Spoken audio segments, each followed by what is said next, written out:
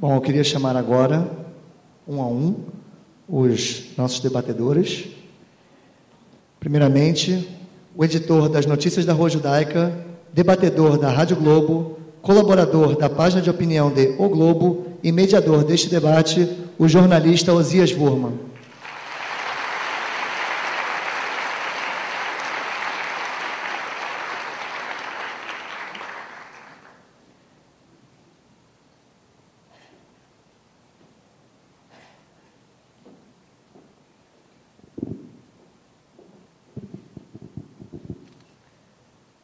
Quero chamar agora o historiador, professor titular da Universidade Cândido Mendes, professor do Instituto de Relações Internacionais da PUC-Rio, autor do livro Oriente Médio, Análise acerca de dois povos condenados a conviver, da editora Campos Elsevier, comentarista convidado da Globo News, o professor Márcio Scalércio.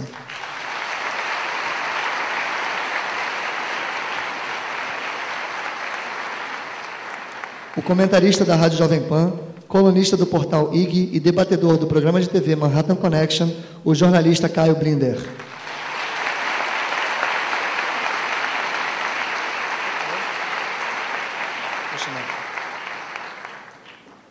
Finalmente, nosso convidado especial da noite, colunista da revista Veja e debatedor do programa de TV Manhattan Connection, jornalista Diogo Mainardi.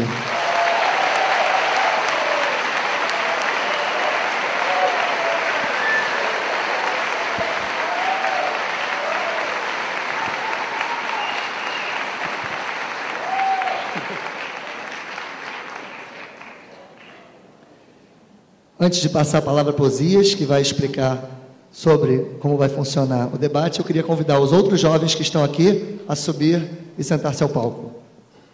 Muito obrigado a todos, bom debate.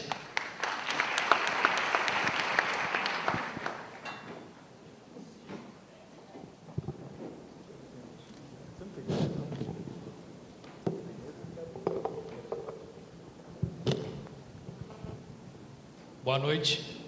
Senhoras e senhores, boa noite aos jovens, obrigado aos colegas por terem comparecido e participarem desse debate. Eu queria, antes de mais nada, registrar a presença também do desembargador Mauro Digsten, que muito nos honra.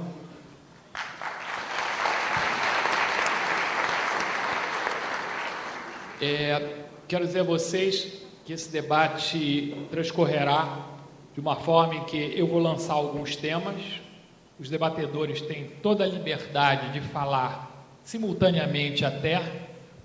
Eu espero que a manifestação do público seja através de palmas ou palmas, e nós já temos jovens do Hillel circulando nos dois níveis, com blocos. O auditório poderá fazer perguntas a qualquer momento, basta levantar a mão, o jovem vai identificar, e isso eu peço com muita atenção, que coloquem em letra maiúscula o nome, a idade, a profissão, faça a pergunta, e se quiser ser cadastrado no Hillel e na Rua Judaica, colocar o e-mail embaixo. Eu vou recebendo aqui da jovem que vai me trazer em blocos e vou entremeando os meus temas, os debates, com as perguntas do auditório.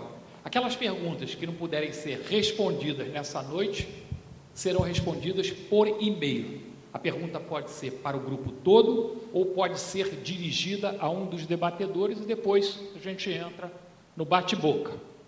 Então, inicialmente, eu quero começar dizendo que todos os debatedores são voluntários, como foi dito aqui, todos merecem o maior carinho da nossa parte. E quero dizer que o professor Márcio Scalércio, um amigo particular meu, com quem eu fui a alguns debates a convite dele na Universidade Cândido Mendes, visitou o Estado de Israel a convite da CONIB e foi no grupo de professores acompanhado pela professora doutora Cláudia Costin, que atualmente é a nossa secretária municipal de educação. Muito obrigado. Então, vamos lançar o primeiro tema. Sobre a guerra, naturalmente. O Hamas foi eleito pelo povo palestino. Os estatutos do Hamas nunca esconderam a realidade a que se propõe esse movimento. E dentro dos seus objetivos explícitos está a destruição do Estado de Israel, a eliminação de um Estado judeu naquela região. Pergunto eu a vocês, sobre esse aspecto, qual é a responsabilidade do povo palestino por tudo isso de mal que está acontecendo naquela região? É livre, todo mundo vai falar ao mesmo tempo. Não, é o preço da democracia, às vezes. A gente pode questionar como Israel tem que reagir à existência do Hamas e o que o Hamas faz. Como, numa democracia como Israel, você pode questionar o povo israelense pelas decisões que são tomadas pelo seu governo. O Hamas não é um partido político. Não, eu estou dizendo... É mais do que isso. Não, vou chegar lá. Eu quero dizer o seguinte, a responsabilidade, ele foi eleito. Sim, não, ele não foi eleito para ter uma milícia armada, não. Ele não foi eleito para agredir. Sim, mas por esse ponto você pode questionar. Ele não foi eleito para controlar o judiciário, as escolas. Como você pode, não é um Estado democrático. Como você pode chegar e lembrar que em 47, 48, partidos políticos israelenses tinham milícias, né? A questão, o que você faz? A diferença. A questão é que não tem um Estado palestino. Em primeiro lugar. Não então, havia, como é que eu posso imaginar? Mas não havia Estado. Mas não havia Estado. Naquela época não havia o Estado israelense. Havia milícias. Daí os grupos políticos israelenses terem milícias também, Haganah, Palmai, etc. Exato. E a diferença que eu vejo fundamental... De certo... Não, desculpa. Esse é o paralelo que eu quero fazer entre 47 e 48 e o que está acontecendo hoje. O establishment do movimento sionista, antes da independência de Israel, mais ou menos conseguiu controlar, naquele momento, os piores excessos das milícias. Através da liderança de Ben-Gurion, por exemplo, algo que nunca conseguiu ser feito pelo establishment do movimento. Teve que mandar afundar com um tiro de canhão. Ainda bem. Estava chegando. Não, estou dizendo, foi correto. Foi correto fazer isso. O Hamas nunca conseguiu. Então, o movimento palestino devia fazer a mesma coisa. Agora, em relação ao Hamas. Comparar os pioneiros de Israel ao Hamas... não estou comparando, Diogo. Não estavam lá para exterminar um povo. Diogo, desculpa, não estou comparando. Eu estou dizendo, o momento de maturidade do movimento de libertação nacional é quando você deixa de ser terrorista antes da independência do Estado. A condição para que o Estado de Israel se amadurecesse como Estado foi impedir que isso, ou seja, o Hamas ser eleito em condições... Eu discordo da palavra democrático. Eu acho... Uma coisa é ter eleição, outra coisa é democracia. Eu não considero. Eu não usei a palavra. Uma coisa é ter eleição e dar um golpe em cima deles. Antes. Tomaram eu não cheguei nem na eleição antes. Caio, eu não usei a palavra eleito democraticamente. Desculpa, então foi um ato falho meu. O Reinaldo Azevedo hoje escreve na Veja uma coisa muito importante, que às vezes a gente deve contrariar a opinião da maioria quando é para salvar a própria democracia. Para eles não tem maioria. O Abbas foi eleito também. É verdade. É um Estado presidencial, a autoridade... Parece uma Manhattan Connection, a gente não consegue nem acabar o raciocínio. Não, eu sinto muito, mas o Abbas foi eleito... Mas a nossa vontade era importar o Manhattan Connection. Tem que acabar antes das 11, porque tem o programa. Mas o ponto fundamental é só... Existe uma responsabilidade do povo pelas ações dos seus movimentos políticos. É óbvio que é só isso. Não há dúvida. Agora, o Hamas não foi eleito para tomar a faixa de Gaza, não foi eleito para decretar uma guerra unilateralmente contra o Estado de Israel, não foi eleito para oprimir toda a oposição interna. Eles perseguiram, mataram toda a oposição do Fatah que havia na faixa de Gaza. Não foram eleitos. Foi eleito porque esse é o objetivo do grupo. Mas eles não foram eleitos para isso. Não, quem vota no Hamas... eles não tiveram um mandato popular para isso. Não, mas eles receberam o mandato popular. Não receberam o mandato popular. Esse é um grupo político que tem uma carta política. As pessoas que votam, algumas votaram porque acham que o Fatah é corrupto. Posso dizer uma coisa? As eleições que ocorreram nos estados palestinos em 2006 foram eleições esquisitas, porque foram eleições que não partiram do processo político palestino propriamente dito. Foram eleições que partiram de um projeto que estava sendo implantado pelos Estados Unidos no Oriente Médio, chamado Novo Oriente Médio. O único lugar onde esse projeto conseguiu realizar eleições foi nos Estados palestinos, nos territórios palestinos. Foi o único lugar. Eu me lembro até que eu fui indagado sobre esse projeto, no São Nascedouro, se eu acreditava que isso ia acontecer. Eu disse, olha, isso deve ser o governo americano jogando para a plateia, porque dificilmente nós podemos imaginar, na maior parte dos países do Oriente Médio, eleições livres. Porque no Iraque agora, não houve. Pior é se o governo americano acreditar nisso mesmo. Era o governo Bush, ele acreditava nisso mesmo. Então, foi o único lugar que ele conseguiu promover eleições livres. Depois, em 2005, fez eleições complicadas no Iraque, uma eleição que os sunitas não estavam participando, porque os sunitas estavam participando da briga lá com os americanos. E uma bem-sucedida no domingo passado. Uma razoavelmente bem-sucedida no domingo passado, porque os americanos mudaram de política na ocupação do Iraque, passaram a tentar incorporar os sunitas, e porque os sunitas no Iraque divergiram da Al-Qaeda, porque os sunitas iraquianos querem reconstruir o Iraque e não promover o jihad mundial que a Al-Qaeda quer fazer. Mas, Márcio, duas coisas. Número um. Eu acho que foi ingenuidade do governo americano e, na época... Isso não é novidade. Não, o governo Israel era contra essas eleições, porque não seria um primeiro passo para a democracia. Por isso que eu comecei dizendo que as eleições foram eleições esquisitas, precipitadas. Segundo, as eleições se deram numa conjuntura em que o Fatah estava corroído por problemas internos de corrupção, por problemas de incompetência administrativa. Esse é o segundo problema dessas eleições. E o terceiro problema das eleições foi que elas se deram no momento em que o processo de paz estava num estado morto.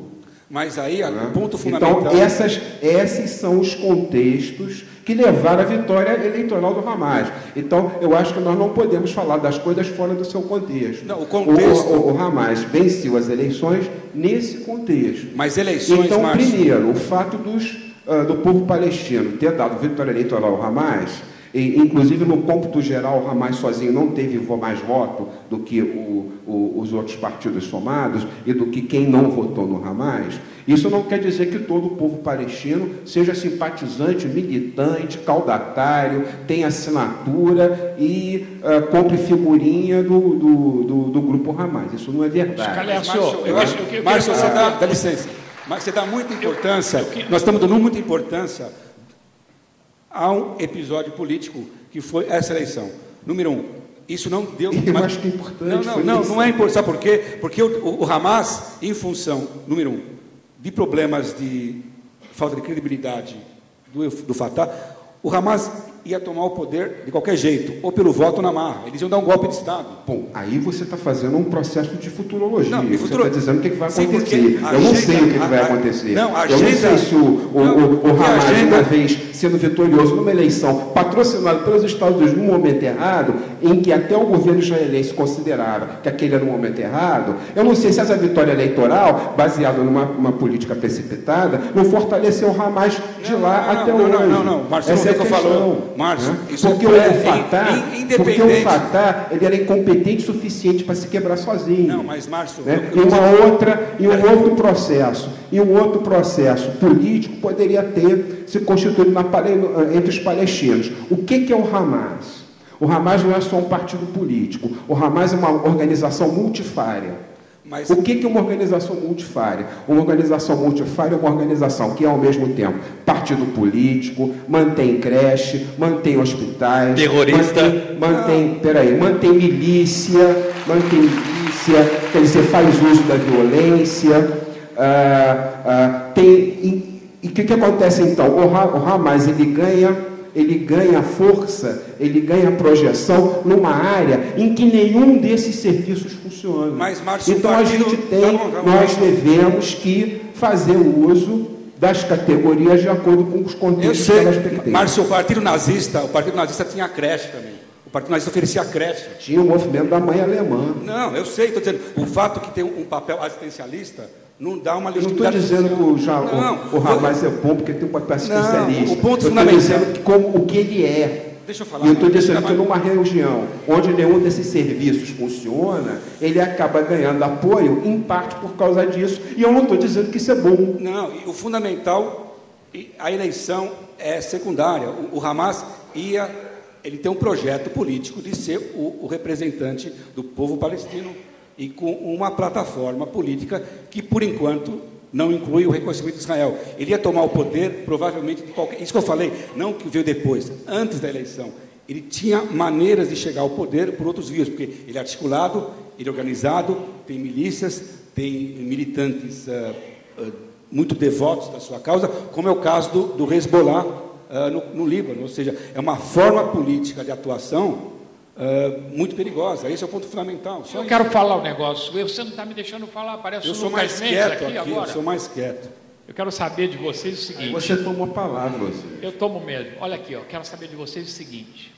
O Hamas foi eleito com 40 e poucos % da votação global, como o professor falou muito bem. Não teve a maioria dos votos, não. Teve mais votos que a soma dos outros, independentemente. Mas eu quero saber se o Hamas foi eleito pelo ódio à roubalheira do Fatah, pela incompetência do Fatah, pelo maltrato do Fatah, pela falta de credibilidade do Fatah, ou pela raiva ao Estado de Israel, negando um projeto aprovado pela ONU por mais de 2/3, que era a partilha da Palestina. Eu quero saber se um povo que vota num partido que tem a negação, a criação de um Estado existente há 60 anos, se isso é válido. Primeiro, esse partido concorrer a eleições, e segundo, se o povo que vota e elege esse partido é responsável pelo que está acontecendo. Se fosse só um partido, a gente até poderia conversar. Não é só um partido. Eles têm um projeto e eles levam adiante essa ideia de extermínio. Pior ainda. É muito pior do que um simples partido político. Eles executam essa ideia. A gente teve várias discussões sobre a ineficiência dos terroristas de Hamas em atingir Israel e de matar um número mais expressivo de israelenses. O grande problema do Hamas é que em cada maldito Qassam traz embutida a ideia de extermínio do povo judeu e da destruição do Estado de Israel. Essa é uma ideia que contamina toda a discussão, porque eles são fundamentalistas religiosos, eles acreditam na eternidade, eles podem esperar o tempo que for necessário, mas a ideia por trás de cada foguete é esse de extermínio. Isso alimenta a ideia mais selvagem, mais brutal, mais asquerosa que a humanidade já conheceu, que é do extermínio do povo judeu. Não existe nada igual, não existe nada equivalente na história da humanidade a essa ideia doente. Não existe. Então, não dá para equiparar com nada mais. É uma ideia única, que nunca houve uma atrocidade semelhante à do Holocausto. E nunca vai haver, espera-se, algo semelhante a esse. Agora, eles alimentam o que há de pior na política do Oriente Médio. Eles alimentam uma ideia que a bomba nuclear do Irã, a irmandade muçulmana no Egito, na Síria, os líderes do Hamas estão na Síria, protegidos pela ditadura do Assad. Existe todo um movimento de todos os vizinhos de Israel que tem uma plataforma comum. E essa plataforma pode ser demagógica na maior parte dos casos, mas existe um movimento verdadeiro que deseja o extermínio do povo judeu. Diogo, você diria que o DNA do Hamas é o mesmo do DNA daqueles suicidas das torres de Nova York, dos trens de Madrid, do metrô de Londres, dos hotéis de Bombaim? Você acredita que existe essa ligação assim quase que existencial? Existe a mesma ideia? Não existe a menor. Com certeza, a ideia é a mesma. A ideia é matar o maior número de pessoas possível, visando o extermínio do povo judeu. E por que o mundo ocidental e a imprensa dos países ocidentais não tem a sensibilidade para notar que essa guerra contra o terror não é especificamente uma guerra do Estado de Israel, é uma guerra do mundo civilizado contra o fundamentalismo suicida. Existe um abismo muito grande, na minha opinião, entre a civilização judaico-cristã e uma minoria ainda. Nesse momento, ainda uma minoria, e a gente tem que trabalhar para que permaneça a minoria e esmague essa minoria, que prega como objetivo da vida a morte própria e a dos outros. Dentro dessa hipótese, você não acha, Márcio Calesso, que isso é uma briga que tem que ser encampada por todo mundo civilizado? Acho, e civilizadamente. Acho, e civilizadamente. Acho, e dentro da lei, por meio da obediência à lei internacional, do meio de um trabalho conjunto de todos os países modernos, civilizados, que não quiser, se nós não quisermos que esse tipo de situação prospere, de reconstrução da força das entidades internacionais. Mas quando estão te bombardeando diariamente, você faz o quê? Não. Se estão te bombardeando diariamente. Essa luta tem que ser travada. Essa luta, ela tem que ser travada dentro. Por que eu estou falando isso?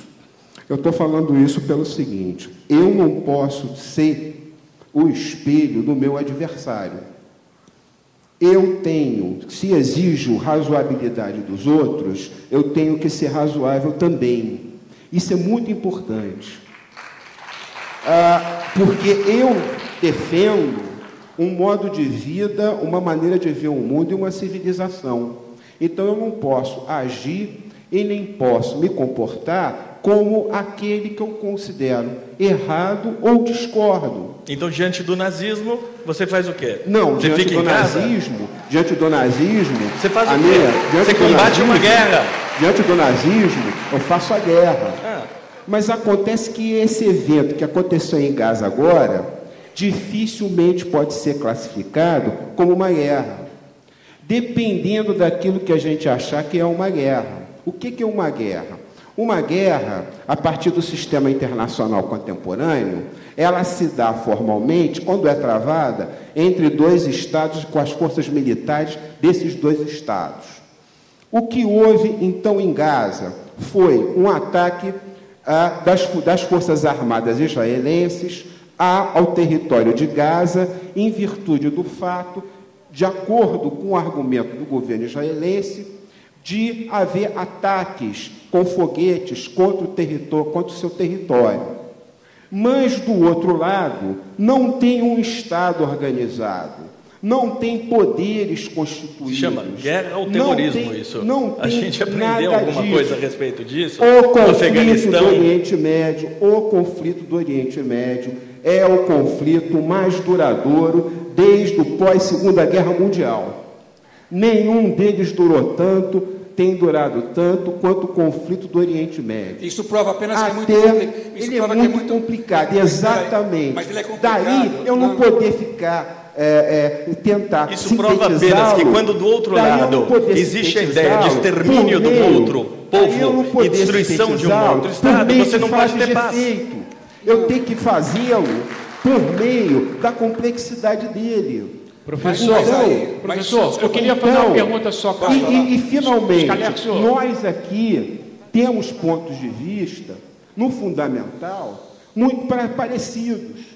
Mas nós não podemos imaginar que por exemplo, eu não posso atribuir a culpa do povo palestino todo em relação ao que o Hamas faz. Discutiu, isso assim, está certo. Mas está certo. Eu também não posso atribuir ao povo israelense todo as atitudes que o governo israelense tome, que eu particularmente discordo.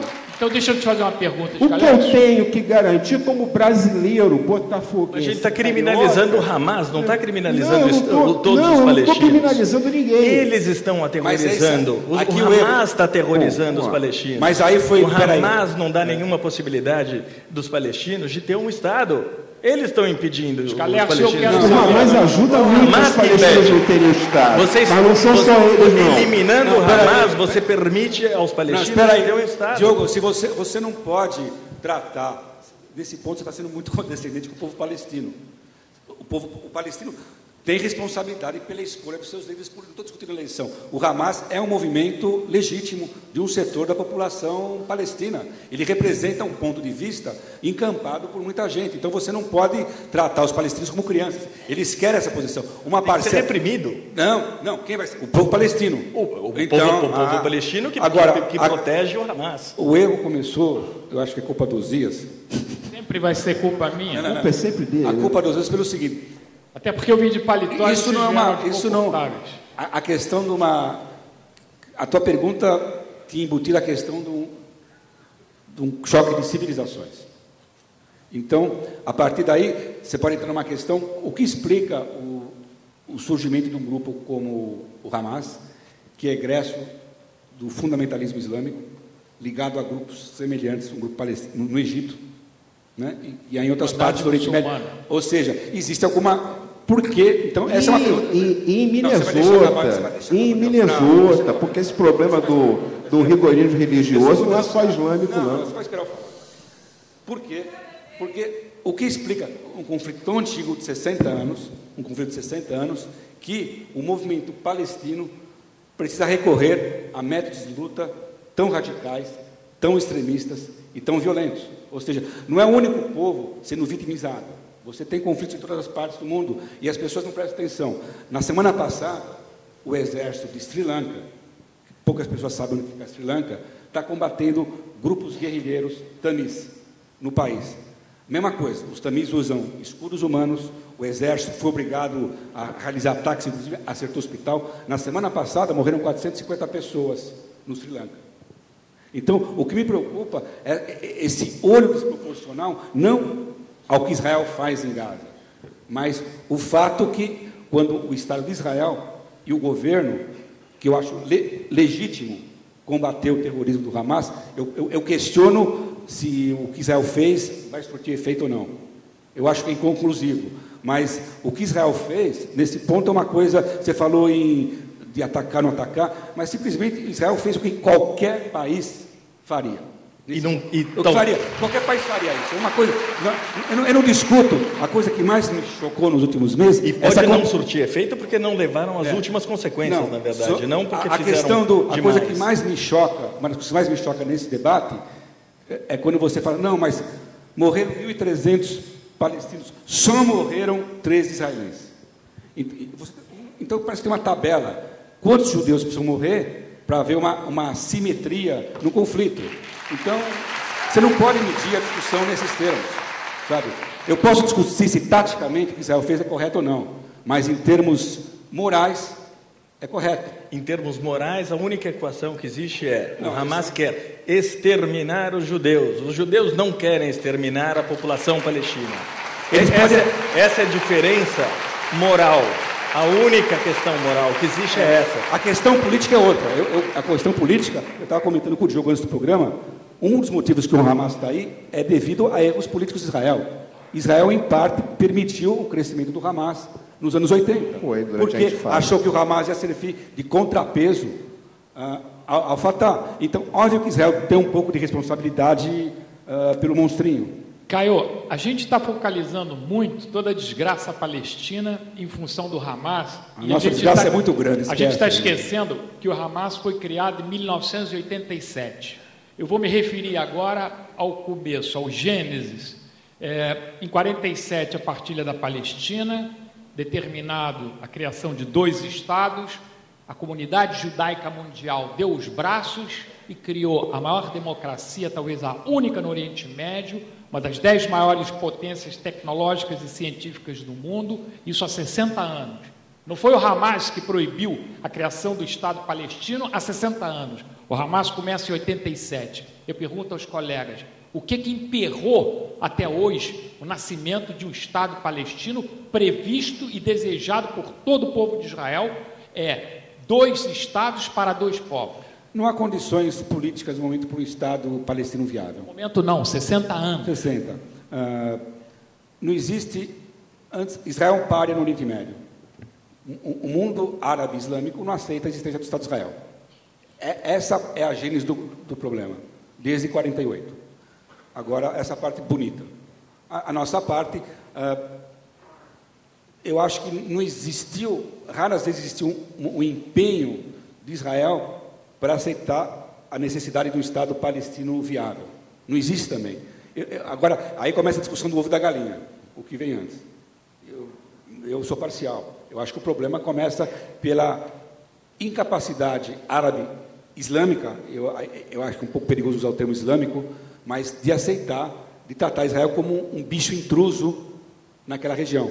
Então, não se dá legitimidade a Israel. A condição para que haja um Estado palestino é a força militar de Israel. A condição é que não vejam os países árabes nenhum sinal de vulnerabilidade de Israel. Porque enquanto houver a sensação de que Israel pode ser atacada e não vai retaliar, por exemplo, eles podem manter essa fantasia alucinada de destruir o Estado de Israel, de expulsar os judeus do território israelense, enquanto houver qualquer tipo de impressão de que eles podem ser atingidos, e hoje em dia isso daí, o Irã faz um grande favor a todos os países muçulmanos, porque eles dão uma perspectiva futura de extermínio dos judeus. Graças à bendita bomba atômica iraniana, eles estão dando essa ilusão terrível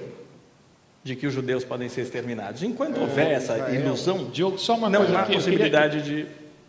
Eu queria respaldar o que o Diogo está dizendo, que na década de 70...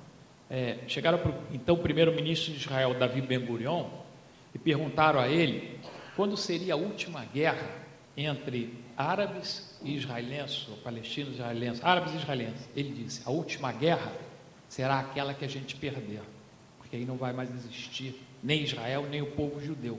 Então, eu acho que esse encaminhamento do Diogo, de que precisa ter o poder de persuasão, sim, e precisa educar ao povo palestino, que sofre da sua liderança débil e desonesta, e também de 42 países egoístas, com 300 milhões de árabes, que abandonaram totalmente os palestinos. Mas, Osias, não é Israel que deve educar os palestinos. Não, isso é o papel deles. Eles que se eduquem, eles têm responsabilidade, eles que façam o trabalho deles. E é questão de dar a mão, e é questão de 42 países, com 300 milhões de habitantes, aprenderem o que foi feito pelo Estado de Israel, pela comunidade judaica mundial, e criar realmente o tão esperado país palestino. Eu vou passar para o item 2, porque pela projeção de itens... país palestino não existe mais, né?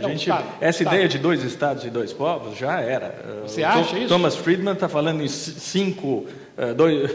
povos e 5 estados. Está querendo fracionar. Porque já não existe mais. O Hamas tomou conta de Gaza. Vai ser muito difícil tirar Hamas de Gaza. São 2 realidades diferentes. A Cisjordânia e Gaza são diferentes. Em Gaza, Israel deu um passo adiante, que não foi devidamente reconhecida, que retirou as tropas, que fechou os assentamentos de Gaza, da faixa de Gaza. Israel inverteu a política expansionista em Gaza.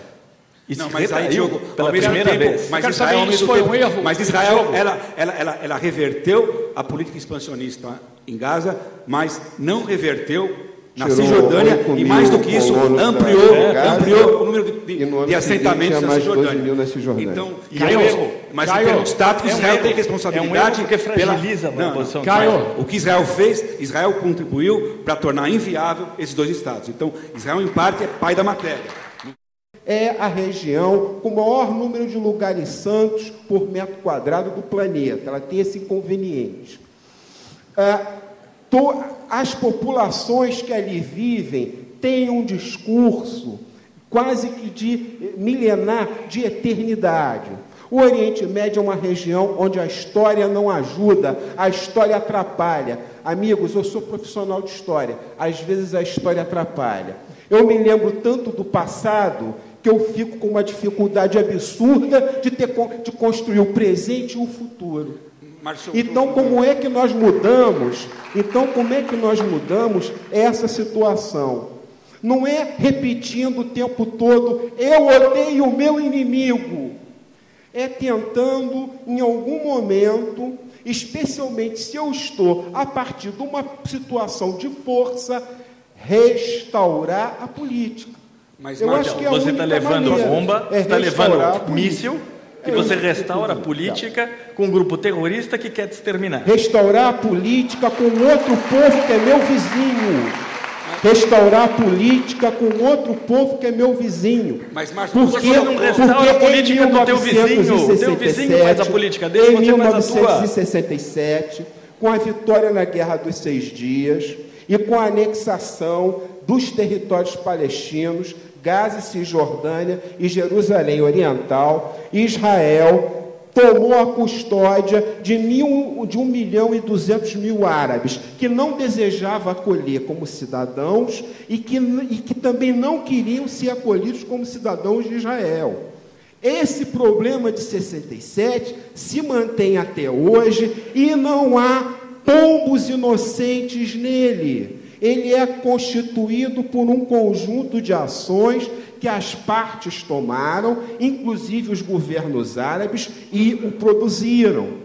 Esse problema do Líbano, não vai ser, enxotados da Jordânia. Problema não vai ser, na verdade, resolvido nem apenas pela solução de 2 povos, 2 estados. É mais complicado, porque um Estado palestino, Cisjordânia, o que restou da Cisjordânia, e a faixa de Gaza, com Israel no meio, é inviável. É Paquistão Oriental e Paquistão Ocidental da partilha da Índia. Não sei se alguém se lembra disso. Não, mas aí deu em Bangladesh também. Você depois...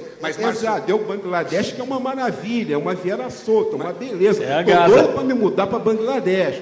Então, eu não vejo a hora. Então, essa questão só tem solução quando esses grupos começarem a restaurar a política e começarem a pensar numa situação muito mais complicada, muito mais maluca, muito mais desesperada, que é começar a colaborar e se federarem. O Estado palestino só vai progredir, florescer e se realizar com a ajuda de Israel. Israel só terá segurança quando o Estado palestino começar a florescer e prosperar. É isso que eu penso. Márcio, eu vejo uma contradição no que você falou pelo seguinte, uma contradição só. Você colocou você colocou toda a complexidade do problema. É tão complexo que... Muito. Não precisa... Você já falou. Eu estou dizendo o seguinte, que não há, no momento, uma solução política para esse problema. Não tem como você ter uma grande visão de paz no Oriente Médio. Isso se pensou que era possível há 15 anos, se provou que não. As medidas têm que ser muito mais modestas agora. Então, infelizmente, Israel, hoje em dia, tem que cuidar da sua segurança. Não tem... isso é tudo retórico. Exclusivamente. É retórico. Quando a gente fala de Gaza, você ouve entrevistas de gente de esquerda, que foi uma coisa curiosa, que a esquerda de Israel apoiou o que aconteceu em Gaza dessa vez, que é uma coisa muito diferente do que aconteceu em 2006, no caso do Líbano. Então você ouve... Enquanto a esquerda do mundo inteiro condenou Israel. Analistas estão falando em Israel que é o seguinte, o que vai acontecer em Gaza, infelizmente, por um tempo, nós vamos aparar a grama do jardim. O que é essa metáfora? Que em inglês é muito mais forte. Você vai ter que, às vezes, lá, começa a crescer a grama do terrorismo, você vai lá, apara a grama volta a crescer, você vai ter que voltar. Não tem, no momento, a curto prazo, é um pouco na minha ingenuidade, eu sou otimista. Eu acho que talvez um dia vai ter esse acordo de paz. Eu concordo com você. Óbvio que eu concordo com você. Eu quero Israel chegou aqui, a uma Caio. conclusão que não dá hoje em dia. Não tem uma viabilidade política para... Caio, mas não tem. É uma questão de proteção. Caio, Israel não teve... Israel chegou a uma conclusão realista que não podia mais ocupar ou expandir seus territórios na Cisjordânia ou em Gaza. Não por uma razão moralista, por uma questão demográfica. O Sharon percebeu isso. Então acabou. O plano do grande Israel acabou. Isso Espero que o Lieberman não retome esse plano. Caio, eu quero colocar Israel aqui... tem que cuidar da própria segurança. E nesse sentido, se há uma lacuna na classe política israelense, é um grande orgulho pelas forças militares, mas há um déficit, hoje em dia, militar também em Israel. Eles fizeram 2 guerras contra o Hezbollah e contra o Hamas, em que não havia objetivo muito claro, isso por influência política, obviamente, e não levaram as últimas consequências dessas 2 guerras. Não é nenhum Napoleão. Né? Eu queria... O quê? O Ehud Olmert também não é nenhum Eu queria Napoleão. colocar... Mas você não pode fazer uma ocupação pela metade, você não pode invadir o país. Diogo, eu queria falar... Deixa eu fazer a pergunta, você vai responder por aí. Eu queria saber qual é a diferença básica entre a guerra contra o Hezbollah no Líbano e essa guerra atual em Gaza. Qual é digamos assim, a diferença mais preponderante? E na interpretação de vocês, finalmente, quem venceu e quem perdeu essa guerra? Eu acho que Israel venceu, porque vai ter uma eleição terça-feira que, ironicamente, os vencedores vão dizer que eles vão ganhar a eleição porque Israel não terminou o serviço. Mas eu acho que foi uma proeza, Israel conseguiu fazer uma guerra e o país está unido. E pela primeira vez em muito tempo, talvez desde a guerra de 77, o país está orgulhoso de suas forças de defesa. Porque Israel fez o que podia fazer. Sabe, até aquela história, não, agora vem o Netanyahu dizendo, não, foi um erro. Na verdade, o comando militar de Israel falou, nós não podemos fazer mais do que nós estamos fazendo, não tem como fazer, nós não podemos reocupar Gaza. Israel não tem um projeto expansionista em Gaza. Então, infelizmente, é um conflito que vai ser intermitente em Gaza. Não é uma questão de vencer ou perder, é um conflito e vai ter que ir lá parar a grama de vez em quando. Mas qual é a diferença principal dos 2 conflitos? Quer dizer, além da forma de estratégia... Israel militar, ficou mais humilde nesse sentido. Quê? Israel não se vangloriou de coisas que não podia fazer, como fez no caso do Líbano. Bom, o número de perdas humanas também foi... Eu vejo no conflito do Líbano um dedo dos Estados Unidos se manifestando. Eu acho que aquela foi uma encrenca que o governo israelense se envolveu a partir, de certo modo, de algumas avaliações do governo americano. Quer dizer, as forças armadas israelenses, naquele momento, não estavam preparadas para aceitar um grau de engajamento no Líbano que seria necessário para liquidar, de fato, o Hezbollah. Então, eu acho que essa... Tem um limite militar aí, eu concordo com o Diogo que as avaliações militares, Israel sempre teve militares muito talentosos e muito preparados, mas elas andando falhando um pouco, aí não é só falha de avaliação militar, mas é falha também de avaliação política. Israel não tem que vencer, mas, Márcio, Israel não precisa vencer as guerras. Israel tem outro... Israel não pode perder. Israel não pode perder. O problema é Israel não pode perder. Houve uma falha de inteligência. Que quando foi decretado o domingo lá, onde se daria o cessar-fogo, não é? Que foi exatamente o dia em que maior foi o ataque aéreo no Líbano, também foi maior o ataque com foguetes disparado pelo Hezbollah contra Israel. Então, eu considero que, não obstante os danos materiais e as vítimas que essa guerra proporcionou no Líbano, o Hezbollah saiu da guerra politicamente fortalecido entre aqueles que o admiram e aqueles que o apoiam. Em contrapartida, Márcio, é o povo do libanês. E parte do povo do Líbano também, porque eu vou te dizer, o Líbano é um país que expressa, todo mundo vai morrer de tédio agora, mas ele expressa, não é, a velha organização política do Império Otomano.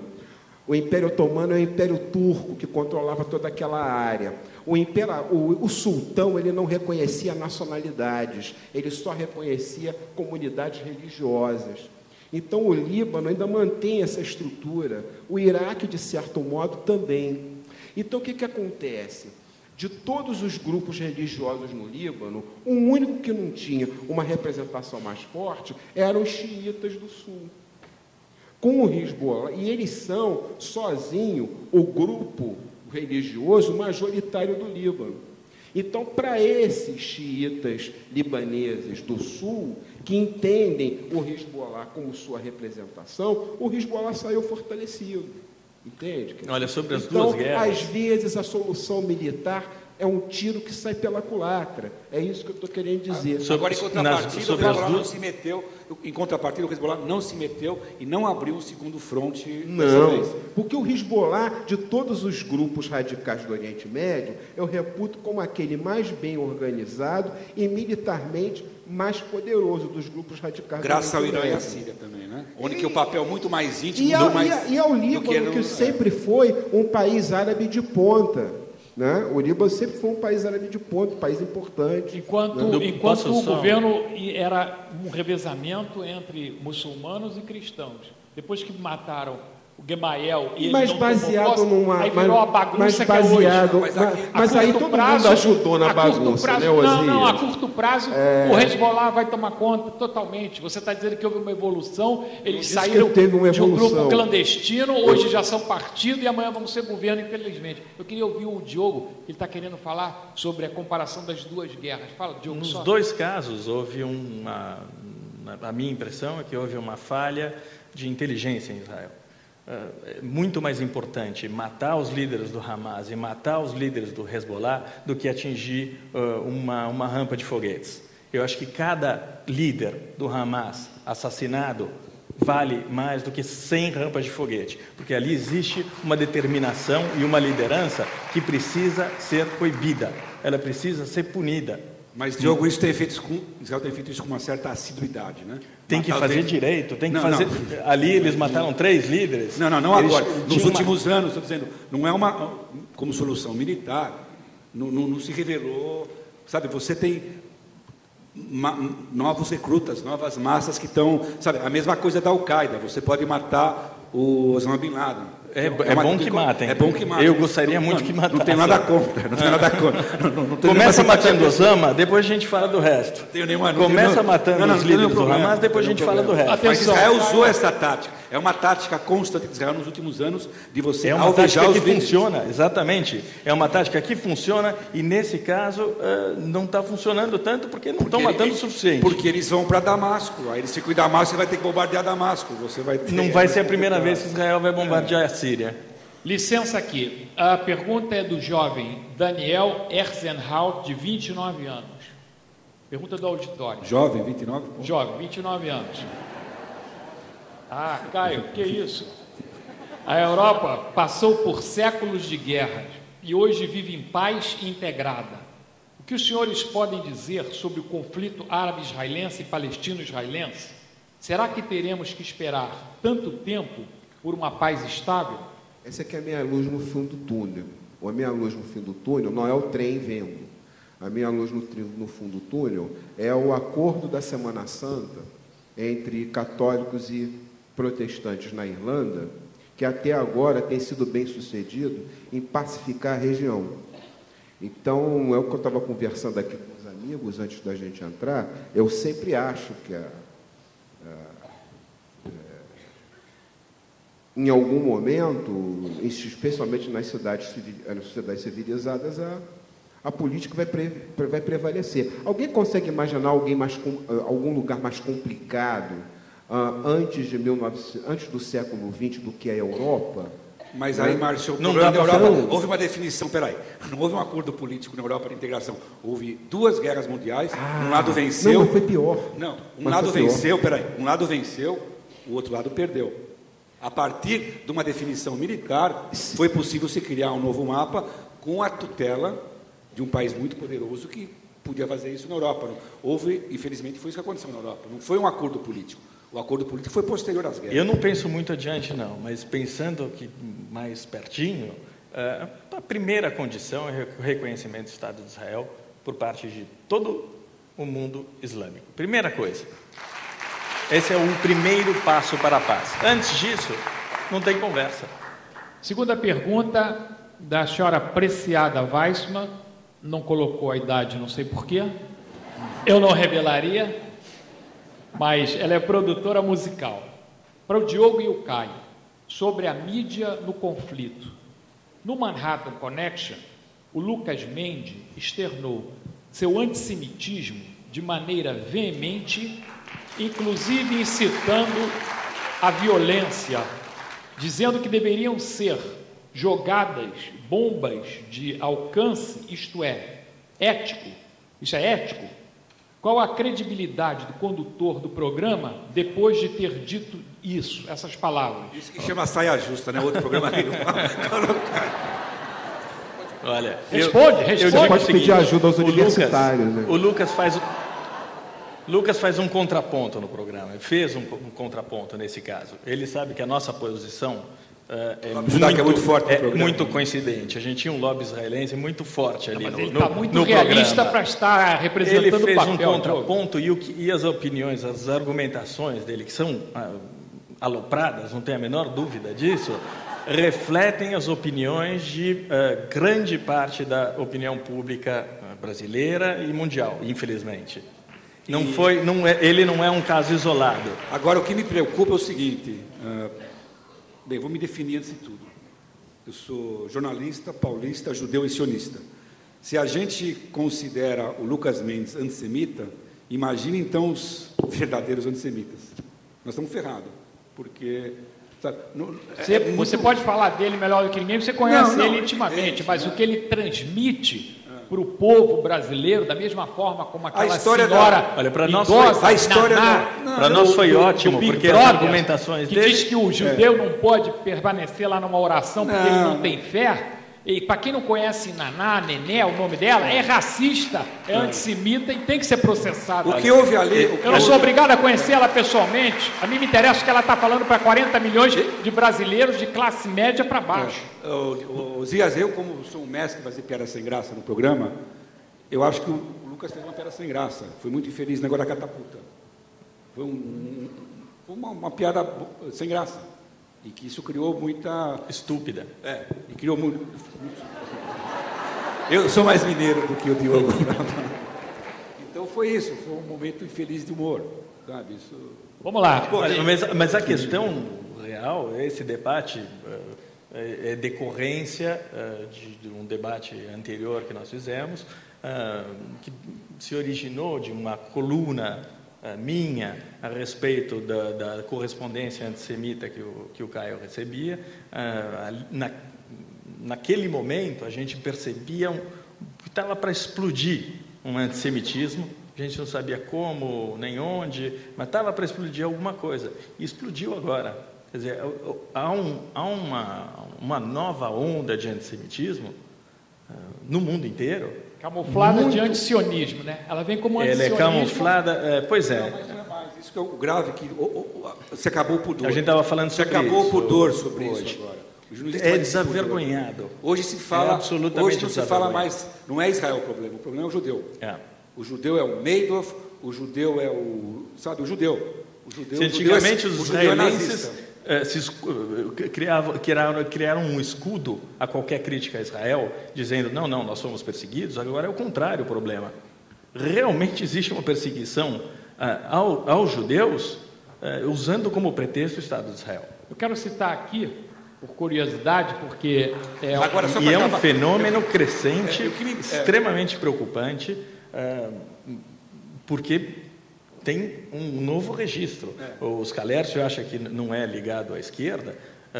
O que se vê hoje em dia, quando 2 deputados do Partido Socialista Holandês vão para uma manifestação contra o ataque israelense em Gaza e dizem Hamas, os judeus na Câmara Gás, 2 deputados do Partido Socialista, é uma coisa que te horroriza.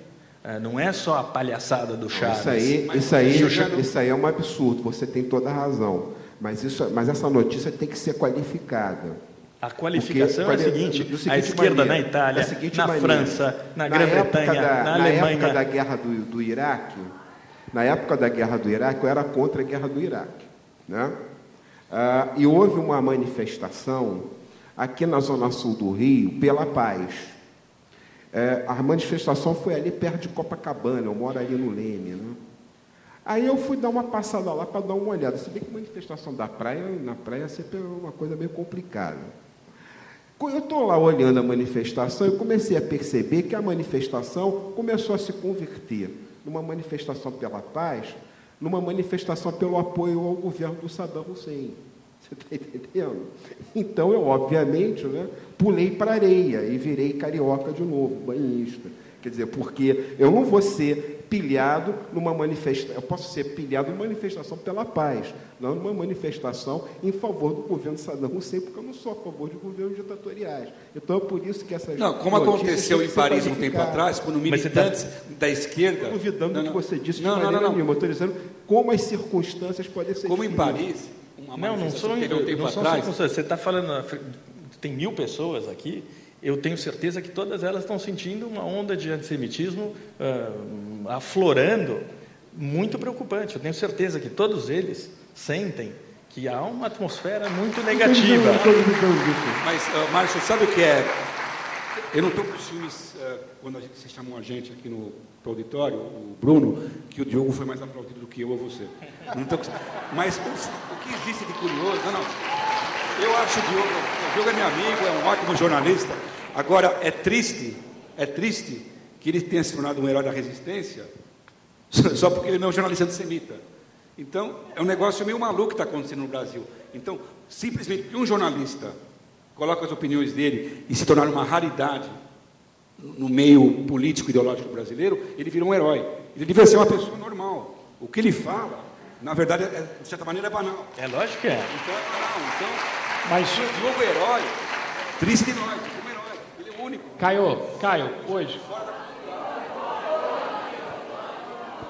Os dois. São dois heróis. Não, eu sou judeu. Olha aqui, Caio, deixa eu dizer um negócio. Isso é uma das perguntas aqui. A esquerda internacional tem se mostrado bastante míope com relação a esse conflito. Por exemplo, a nota do PT, comparando a ação do Estado de Israel ao nazismo, que depois foi repudiada por 40 personalidades do próprio partido. O PSTU, que usou horário gratuito eleitoral, mas que é pago com o nosso dinheiro para se dirigir à história do Estado de Israel de forma assim inaceitável. E as manifestações mundiais são coisas, Diogo, que nos trazem realmente a uma situação de renascimento de ódio racial. Eu quero lembrar aqui uma história que uma vez foi contada pelo pai do Amos Oz, muitos aqui já devem ter lido obras dele, é um dos escritores da atual geração mais famosos de Israel. E um grande pacifista. E um dos fundadores do Shalom Achab, do Paz Agora. O pai do Amos Oz, ele imigrou da Europa para Israel. E certa vez, conta Amos Oz, que ele disse para o filho que ele se sentia numa situação muito crítica. Por quê? Na década de 30, ele recordava que nos muros da Europa estava escrito judeus para a Palestina. E agora, na década passada, ele visitando a Cisjordânia ou Gaza, ele lia nas paredes judeus fora da Palestina. E a mensagem que ele recebia era: judeus nem ali, nem aqui. Judeus em lugar nenhum. Amos Oz, um pacifista, chega a essa conclusão. Pergunto eu a vocês, baseado na pergunta de Jane Schwarzer, 50 anos. Posso até 50, até meio século eu vou anunciar a idade. Bibliotecária. Você entregou todos os outros, né? É verdade. Agora eu vou ter que dizer todo mundo. Bibliotecária, ela pergunta: por que o Estado de Israel não tem o direito ao mesmo espaço nos jornais como as notícias pró-Palestina? A resposta sempre vem mais escondida em espaços menores, e eu cito um exemplo prático. É verdade. O exemplo mais prático aconteceu na semana passada. Durante os conflitos, 5 diretores da ONU foram a todos os canais internacionais de televisão. Eu os assisti na Sky, na CNN e na BBC, denunciando o ataque do Estado de Israel àquela escola e tendo matado 42 pessoas que estariam abrigadas dentro da escola.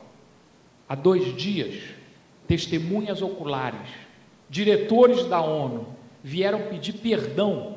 Foi um equívoco partiram morteiros da área comum exterior à escola e de lá é que foram lançados a resposta de Israel e alguns estilhaços atingiram as pessoas e mataram realmente 42 pessoas que estavam fora da escola da ONU. A gente não leu isso da mesma forma como foi condenado o Estado de Israel. A gente não sabe se morreram 42 também, né? O número de 42 foi dado pelos palestinos. Nada pode ser tratado com tanta credibilidade em termos de números, porque no primeiro dia depois da guerra, o líder do Hamas em Damasco disse que morreram apenas 48 guerrilheiros, ou seja, os 1.300 que eles estavam debitando ao Estado e ao Exército de Israel, para eles não é problema. A forma de demonstrar uma vitória é que só morreram 48 guerrilheiros, ou seja, o resto é aquele tal de povo palestino. Eu quero saber se isso também é antissemitismo, esse tratamento desbalanceado entre a acusação e depois a comprovação do erro. Israel cometeu um erro. Israel devia ter deixado a imprensa entrar em Gaza desde o começo.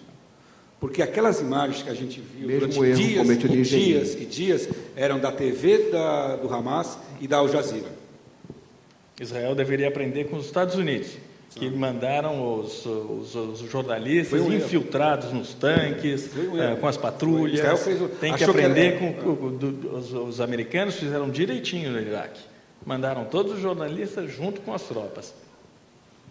Na realidade, na guerra contra o Líbano, a imprensa precipitou o trânsito, o tráfego de informações estratégicas muito importantes que não podem ser reveladas aqui no transcorrer do combate, o tipo de arma que está sendo usado, o número de soldados que estão na campanha, o posicionamento deles. É uma coisa absolutamente estratégica, porque se as notícias, como vocês estão dizendo... Não, mas a notícia é uma arma importante também. Eu não tenho a menor dúvida que essa é a nossa razão de ser como profissão, mas se as notícias tivessem vindo boas de lá, tinha um bom motivo para não mexer, mas estavam vindo tão ruim que, aparentemente, o Estado de Israel deveria permitir a entrada, mas no Líbano não deu certo no começo, e aqui, fatalmente, também não seria. Tem uma Israel é uma sociedade mais aberta, é uma sociedade democrática, como imprensa livre, é o preço que você paga.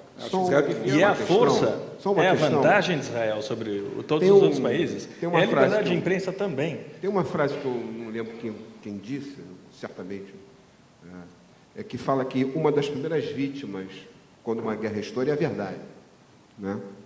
Porque faz parte das táticas de guerra dos antagonistas o uso de informação e contra-informação. Isso está na lista do processo.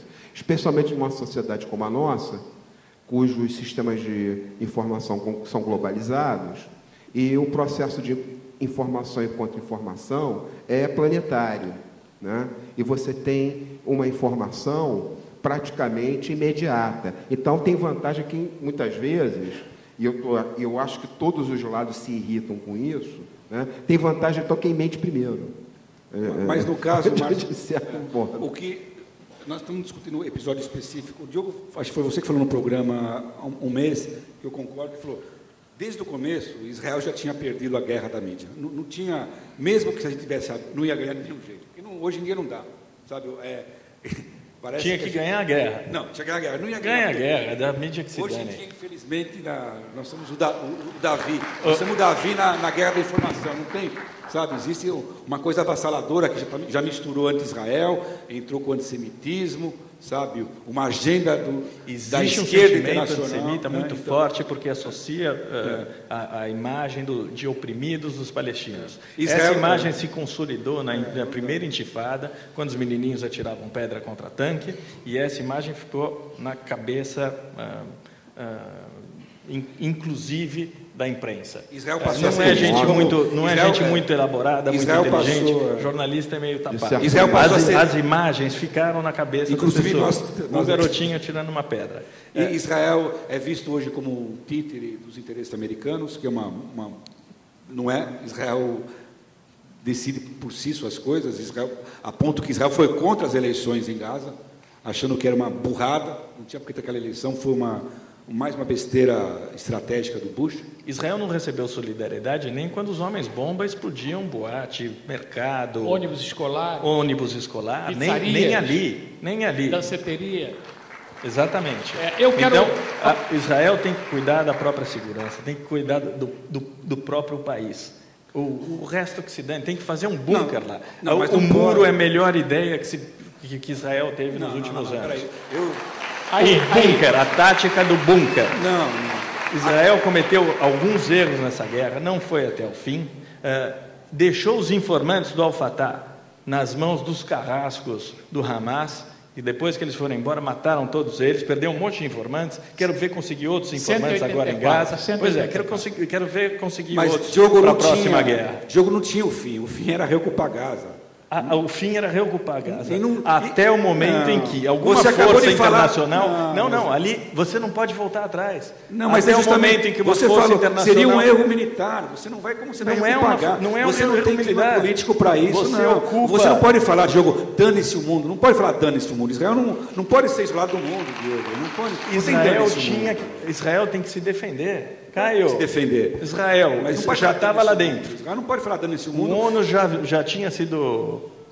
já estava nas costas de Israel. Eu quero dar uma virada aqui, Diogo, Caio e Scalessi. A imprensa martelou demais, desde a primeira hora até o final do 22º dia, usando a palavra resposta desproporcional. Isso é uma coisa assim que agride a quem olha os dois lados da moeda. Para quem gosta de estar sempre do lado mais fraco, fica bem a frase desproporcional. Eu quero perguntar, citando isso que você falou, na época em que Ariel Sharon resolveu dar um basta naquelas explosões, até em casamentos tinha explosões, Natânia, em festas religiosas tinha explosões, em ônibus da linha 18 de Jerusalém, algumas séries de explosões. As crianças já tinham medo de ir à escola por causa do ônibus. Aquilo se tornou uma neurose. E Ariel Sharon resolveu construir um muro defensivo. Esse muro foi demonizado. Ariel Sharon foi demonizado. Tudo nesse muro se falava que era desproporcional. A largura, a altura, o comprimento, a locação. Resposta prática deste muro. 0 de atentados suicidas depois do muro. Pergunto eu a vocês, qual é o significado desse uso tão exagerado pela imprensa agora, de que a reação de Israel a 8 anos de ataque, reação comprimida em 22 dias de resposta, foi tão desproporcional? Sabe a ironia? Eu vou citar o Bernard-Henri Lévy. Bernard-Henri Lévy, que foi um antigo líder da esquerda, judeu, francesa, e ficou muito decepcionado com a onda antissemita, os descaminhos da esquerda. De fato, a reação de Israel foi desproporcional, porque Israel demorou para começar a reagir. Israel foi tomando aqueles foguetes e nesse ponto foi desproporcional, porque a paciência de Israel foi de Jó, porque Israel demorou para reagir. Quanto ao muro, minha resposta é simples. Com a medida de defesa, eu posso aceitar, mas tem que saber que é uma coisa temporária, porque o simbolismo político é muito grande. É lógico que se terminarem os atentados definitivamente com o Tratado de Paz... A gente derruba o muro. É claro, o muro não tem nem razão de ser. A gente manda o muro para outro lugar. A psicologia é importante. Você não pode desumanizar um outro povo. Você não pode se alijar de um outro povo. Isso não pode fazer. Não, quem desumaniza, Caio, é quem explode um ônibus. Eu sei do outro lado. É uma defesa. Eu estou discutindo a minha moralidade judaica. Eu não estou discutindo a falta de moralidade do outro lado. Estou discutindo a minha moralidade. Mas o Osias estava falando que compararam ao muro de Berlim. Não é uma separação. É uma defesa. É um escudo, uma proteção. É um muro defensivo. Assim como Israel está tentando construir o escudo antimísseis ali no sul de Gaza. São todas tentativas de autodefesa. A resposta é essa, quer dizer, reduziu a zero. Também a perda de vidas daqueles que se explodiam, imaginando ir para o paraíso e conviver com 72 virgens, vinho, uvas para o resto da vida, que é a teoria, hein? É a teoria que era reinante. Infelizmente, o que grupos como o Hamas e o Hezbollah, em menor escala, querem fazer, faz parte da provocação. Eles querem a agenda que o povo judeu, nós, judeus e que em Israel, desumanizem o outro lado. Porque interessa politicamente essa desumanização. Então, é muito grave, é um inimigo muito... E sobre proporção, a gente já falou sobre o aspecto moral, que é do extermínio do povo judeu ou não. Existe outra questão, que é Irã. A gente viu na semana passada, os caras mandaram um satélite que tem, em teoria, eles têm a capacidade de fazer um míssil balístico que vai a 2.500 quilômetros de distância. Hoje foi anunciado que tem mais 4 em fabricação do mesmo alcance. Eles estão enriquecendo urânio. São questões que envolvem a sobrevivência de Israel de maneira dramática. Já não é mais o Qassam. A gente está falando de um míssil que pode exterminar. Eu vou aproveitar para te perguntar um negócio dentro desse segmento. Como é que vocês veem essa aproximação com o Irã, que evidentemente está fazendo jogo de cena, que as 3.000 centrífugas não são para fazer sorvete, são para fazer armas nucleares, que esse foguete pode carregar mísseis balísticos, que não é para levar votos de Shana Tová, de Bom Ano Novo. A aproximação de Hugo Chávez com Ahmadinejad e até onde isso pode representar uma importação desse fundamentalismo, dessa guerra do califato mundial para a América Latina. E nós temos um mau exemplo que aconteceu semana passada. A sinagoga mais antiga de Caracas foi invadida 10 horas da noite de uma sexta-feira por 15 homens armados até os dentes. Ficaram lá no interior de 10 às 3 horas da manhã, durante 5 horas, depredaram todos os objetos sacros, não mexeram no compartimento onde havia dinheiro em caixa, não levaram os paramentos de prata que ornavam a Torá, o Pentateuco de Moisés, mas levaram sim o cadastro e o fichário da comunidade que estava na secretaria. Como vocês veem essa aproximação de Chávez com Ahmadinejad, inclusive com a implantação já em funcionamento de uma linha aérea ligando direto Caracas a Teherã?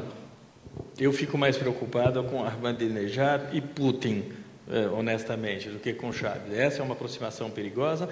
Mais perigoso do que qualquer outra coisa é a reação do mundo ocidental, dos Estados Unidos, Europa, que estão perdendo tempo na relação com o Irã. Enquanto o Irã tem que oferecer alguma resposta rápida. A incapacidade do mundo ocidental de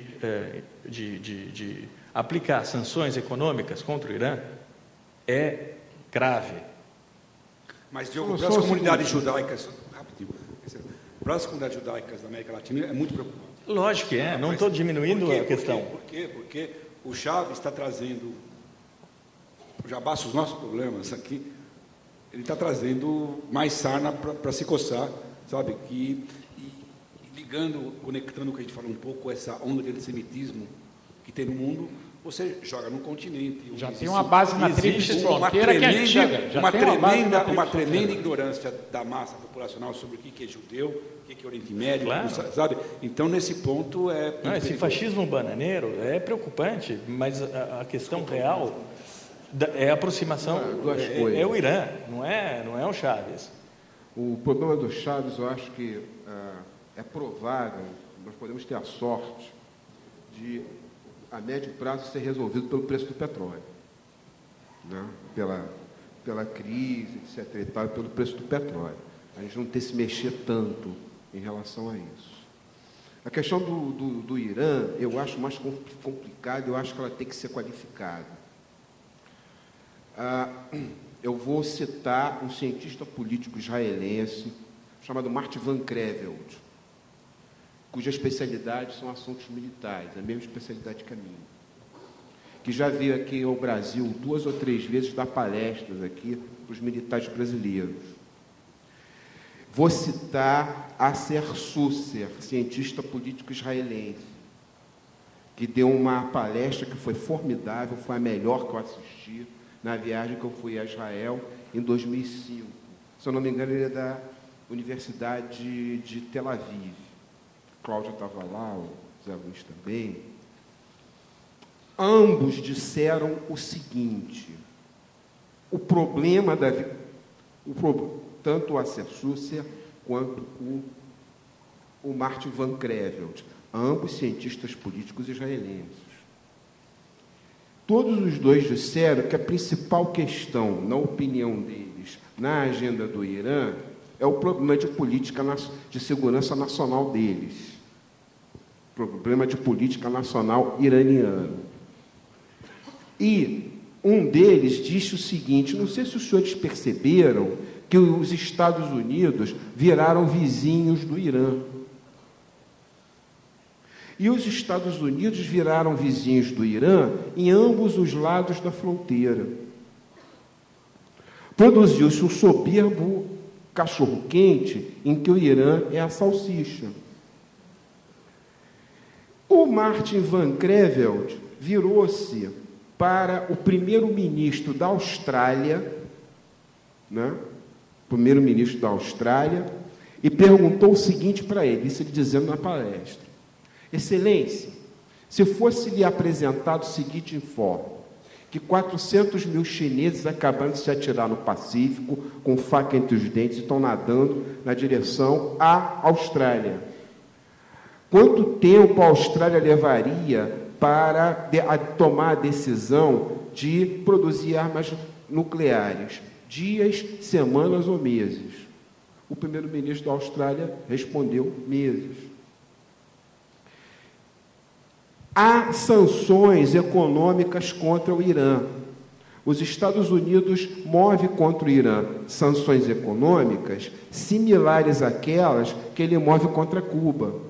Há sanções econômicas contra o Irã. E a Alemanha vende tudo que os Estados Unidos não vendem. O problema é que o Irã assinou com a China, há alguns anos atrás. O Irã é o país que tem a segunda maior reserva de gás natural do mundo. A primeira é a Rússia e o segundo é o Irã.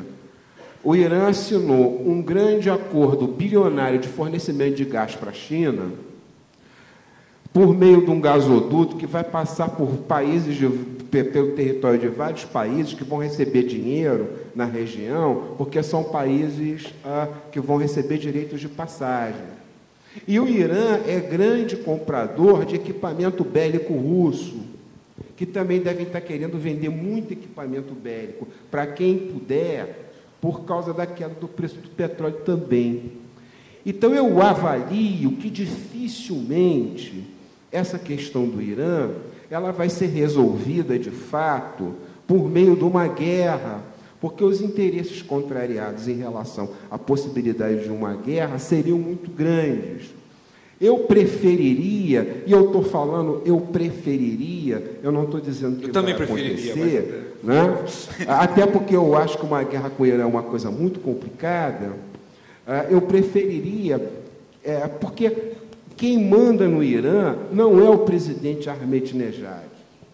O Irã é um país que tem um sistema de Montesquieu de turbante, entendeu? Não tem 3 poderes, tem 4. Nós, no Brasil, não precisamos nem estranhar, porque no Brasil, durante o Império, nós tínhamos o Montesquieu de Cocar, né? Porque nós tínhamos o poder moderador. Quem dá a última palavra no Irã é o Conselho de Guardiões da Revolução. Então, Scalera, se você vai lá e fala com o Khamenei e resolve o problema. É essa a questão. Vai lá. É falar com o Khamenei. Vai lá, você e eu fala com ele. espero que o governo americano...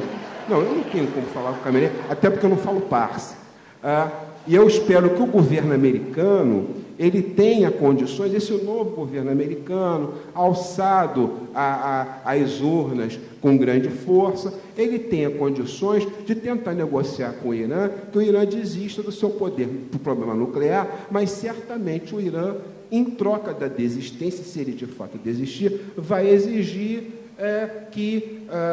compromissos em relação à sua segurança nacional sejam assumidos. O grande que eu vejo um drama gravíssimo no Irã é que o projeto nuclear, existe um consenso no regime. Você tem divisões, tem facções no regime, algumas mulheres têm que usar véu, outras têm que usar tanto véu, isso, aquilo, mas nessa questão, o que me deixa atemorizado é que reformistas, radicais, negadores do Holocausto, mais ou menos todos concordam que o Irã tem... Por razões que eu já apresentei. E os Estados Unidos não estavam falando com o Irã, mas a Europa, sim. Eles tinham mandato para conversar com o Irã. É uma discussão. E outro fator, se você permitir que avance o programa nuclear iraniano, não vou nem discutir se é pacífico, militar, você vai realmente gerar uma corrida nuclear na região.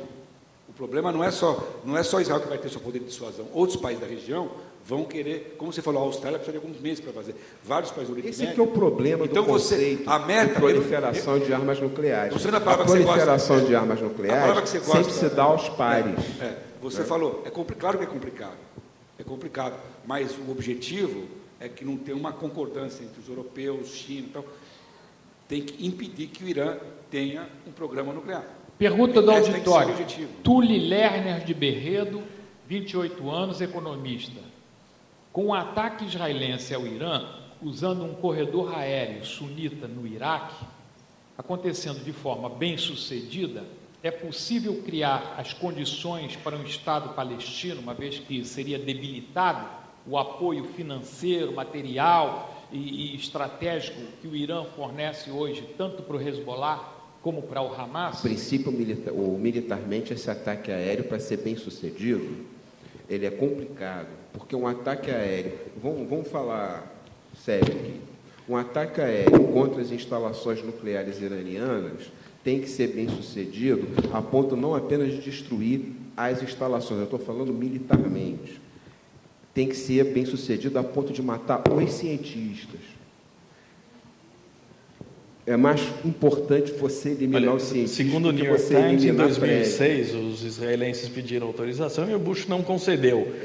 Então, a possibilidade de usar o corredor no Iraque provavelmente não existe. Eu tenho certeza que Israel sabe exatamente o que atacar, o suficiente para retardar, é o que se fala em Israel, ninguém fala em impedir o Irã de um dia desenvolver a bomba atômica. O máximo que pode ser atingido é retardar esse processo, a fim de que haja uma solução negociada mais adiante, porque se eles tiverem a bomba, daí não tem mais negociação. Quer dizer, se eles construírem a bomba em 1, 2, 3, 4, 5 anos, não tem mais papo. Quer dizer, ou Israel consegue retardar esse processo até que haja uma negociação que impeça o Irã de possuir uma arma atômica, ou não tem mais o que discutir. Honrar a presença do embaixador do Estado de Israel com uma pergunta. Por favor, embaixador Giora Becher, uma pergunta sua para o conjunto ou dirigida a alguém, por favor.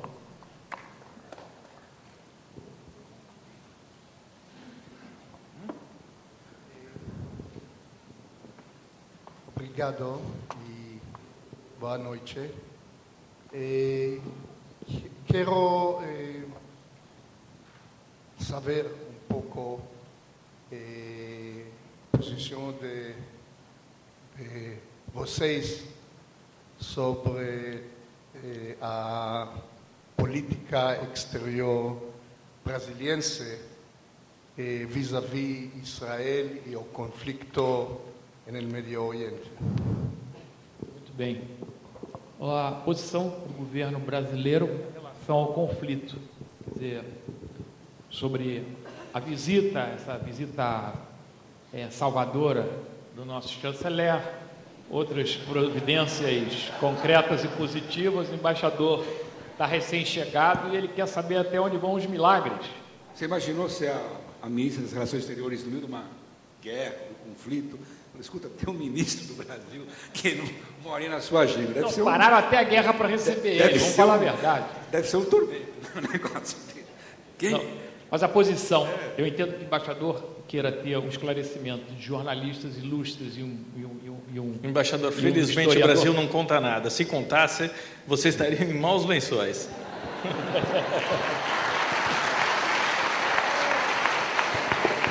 Fala, Caio. Não, o Brasil... Eu não consigo discordar do Diogo. Não consegue. Eu pensei. Caio está de acordo também. Eu fui convocado para discordar do Diogo algumas vezes aqui, mas não dá. Professor, a tua opinião sobre que tipo de influência o Brasil pode ter no conflito no Oriente Médio? Positiva? Influência no conflito muito pouca. Né? Muito pouco. O que a gente pode, o que nós podemos como brasileiros... Primeiro momento de consenso total. Que nós podemos... Embaixador, atingimos a unanimidade, 3-0, reduzindo esses gurnes, não é nada. O que o Brasil pode fazer pelo conflito agora, não é nada. O Brasil é... Você tem embaixador de Israel aqui no Brasil. Não, mas peraí. O Brasil é tradicionalmente um país amigo de Israel, né? Sempre foi. Chanceler Rogério Aranha, em 47, presidiu a partilha da Palestina. Nós temos um convívio aqui entre as diferentes comunidades que aqui vieram para o Brasil excepcional e queremos que isso se mantenha desse modo. Isso não abrimos mão. Porque eu tenho muito mais medo de judeus em Israel escrevendo contra do que qualquer tipo de jornalista ocidental. Mas o judeu não pode ser chapa branca também. Acho que a grande eu não quero chapa branca, eu quero honestidade, pelo menos imparcialidade. Fala, Caio. Mas não é uma só questão, você pode ter esse mesmo tipo de viés na Holanda. E o cara fala 4 línguas, né? Então não é uma questão só de... É o tipo de informação e tipo de viés ideológico que o jornalista tem às vezes. Aqui é o problema da desinformação, mas você vai numa imprensa europeia... Embora é um pouco caricaturado tudo que acontece na Europa, eu acompanho muito a cobertura da BBC de Londres. Existe uma discussão infindável sobre o que a BBC faz. Curiosamente, dessa vez, o lado pró-palestino estava reclamando da BBC, desde porque eles não quiseram patrocinar aquela maratona de caridade filantrópica. Não quiseram aceitar um anúncio lá, que era um anúncio, e então, parecia assim, falava 3/4 do anúncio esculhambando o Estado de Israel para depois pedir um depósito de caridade. Mas não... Isso é maquiado, era maquiagem. Na BBC, eu acompanhei muito a cobertura da BBC do conflito de Gaza, havia uma preocupação muito grande na BBC de sempre o lado israelense estava falando, não tem... Então, a gente também não pode ser um pouco... Mas a questão ideológica é prioritária nessa análise, e é muito estranho, porque Israel é um mito, a fantasia da esquerda mundial. A minha gestação, a gente estava conversando sobre isso, a minha gestação foi feita em Israel. Você foi criado em Israel, no kibbutz? Meus pais foram para o kibbutz, por idealismo, foram para um kibbutz nas colinas de Golã. A Rússia de esquerda. Esse pró-Israel era cu na esquerda. Exatamente, foram por idealismo, foram porque tinha uma fantasia socializante. Indo para Golã gostavam de emoções também, né? Não foram por convicção mesmo. A gente até comentou, né? Porque eles abominavam o socialismo realista soviético e tinham uma fantasia comunitária. A gente combinou, se tivesse ficado em Israel, o Diogo seria eleito primeiro-ministro terça-feira agora. O primeiro goi. Diogo, primeiro goi. Olha aí, você tem votação. Mas isso é que é o grande drama, a grande tragédia, porque de todas as revoluções do último século, a única que persiste até hoje é o sionismo. E o Estado de Israel foi fundado em bases absolutamente socialistas, o kibbutz, depois o moshav, depois a evolução, e a esquerda, a imprensa esquerdista opta em apoiar regimes totalitários que discriminam mulheres, que discriminam estrangeiros. Eduardo Said, que foi um filósofo palestino que morreu nos Estados Unidos em tratamento de saúde, ele dizia isso, que no Líbano, os 350, 400 mil refugiados palestinos eram tratados lá como se fossem estranhos de segunda classe. Tem que comparecer para carimbar o passe, para circular fora do campo de refugiados, periodicamente, mensalmente. Não pode adquirir nenhuma propriedade, não pode ter emprego em governo. Quer dizer, o maltrato que é feito com eles. Então, você dói o coração ao ver pessoas aqui, bem intencionadas, mas mal dirigidas ou mal instruídas, de esquerda, apoiando regimes ditatoriais, regimes como o da Síria, que assassinos que matam, como o nosso querido rei Hussein, no Setembro Negro mandou eliminar, numa noite para outra, 15 mil palestinos por causa do atentado contra ele. E quando você aplaude a deposição do Saddam Hussein, você é considerado brincadeira, o lixo da terra. Brincadeira perto do que o Assad fez na cidade de Hamas contra os oponentes políticos também. Quer dizer, uma história de ditaduras, de imposição, a coisa passa de pai para filho, e a coisa mais curiosa é que muito se fala que Israel é um satélite dos Estados Unidos lá e que é financiado pelos Estados Unidos, mas eu nunca li na nossa imprensa que a ajuda anual americana a Israel é de 2 bilhões e 500 milhões aproximadamente. Sabe quanto é só para o Egito? 4 bilhões de dólares anualmente. Nessas circunstâncias, ainda bem que estão dando 4 Mal gasto. Escolhe um jovem dali para fazer uma pergunta. Leonel.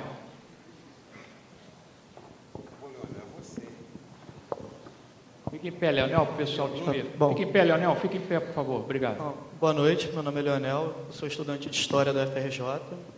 Colega. Sou assistente do Núcleo Interdisciplinar de Estudos Judaicos. Bom, eu, ultimamente, tenho lido muito mais sobre o Oriente Médio, Israel. Inclusive, um dos últimos livros que eu li foi o The Israeli Lobby, do Mearsheimer e do Waltz, o professor deve conhecer. E ele coloca uma questão muito interessante.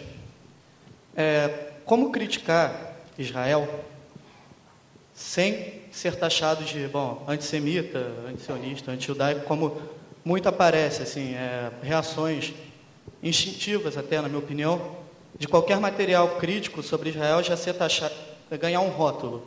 E 99% das vezes esse rótulo é pejorativo. O próprio Mearsheimer, na época, sofreu ataques pessoais, considerado como antissemita, porque ele aumentou a atenção sobre o AIPAC, que é um lobby judaico nos Estados Unidos.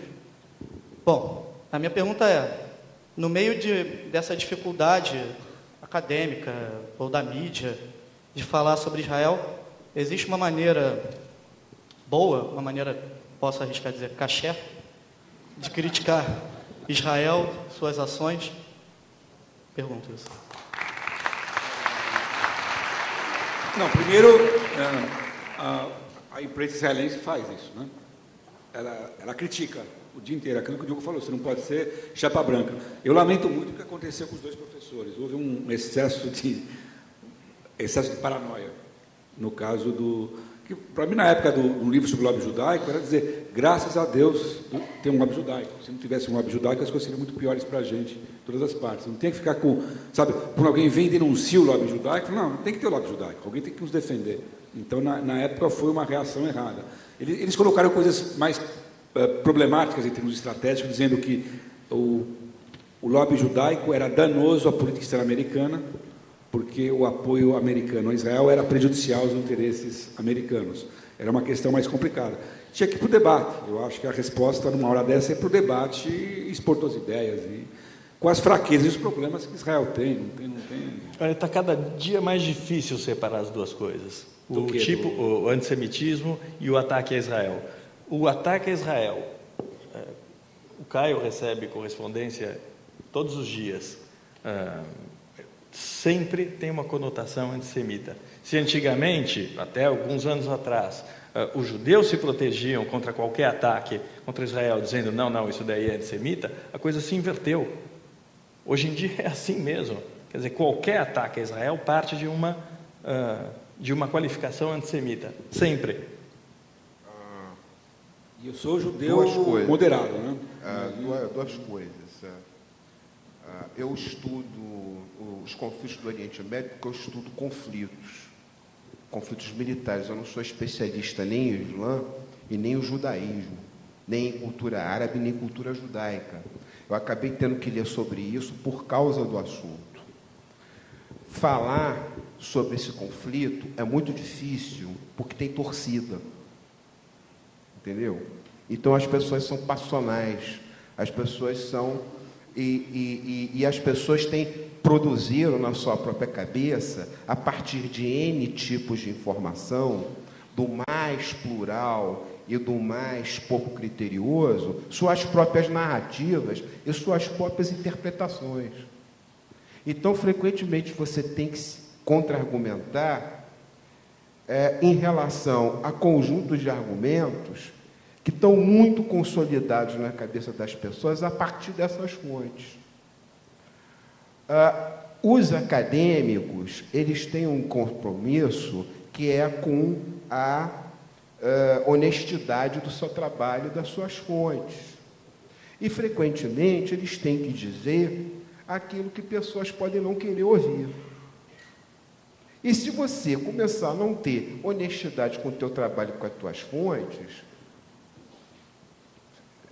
você é juiz de você mesmo, você que vai ter o critério do trabalho que você está fazendo. Se o teu inimigo quer te exterminar, se o princípio dele é o te exterminar, é muito difícil separar o antissemitismo da crítica a Israel. É muito difícil. Como é que você consegue fazer isso?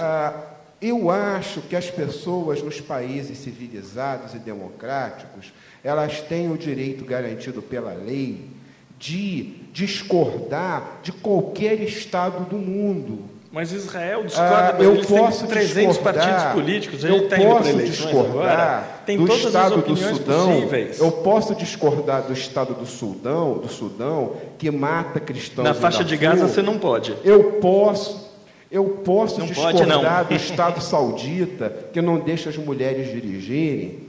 Eu posso discordar do Estado venezuelano por uma série de razões, assim como posso manifestar a minha discordância em Israel em relação ao Estado israelense, quando ele toma decisões que eu discordo, e não ser taxado de antissemita por causa disso.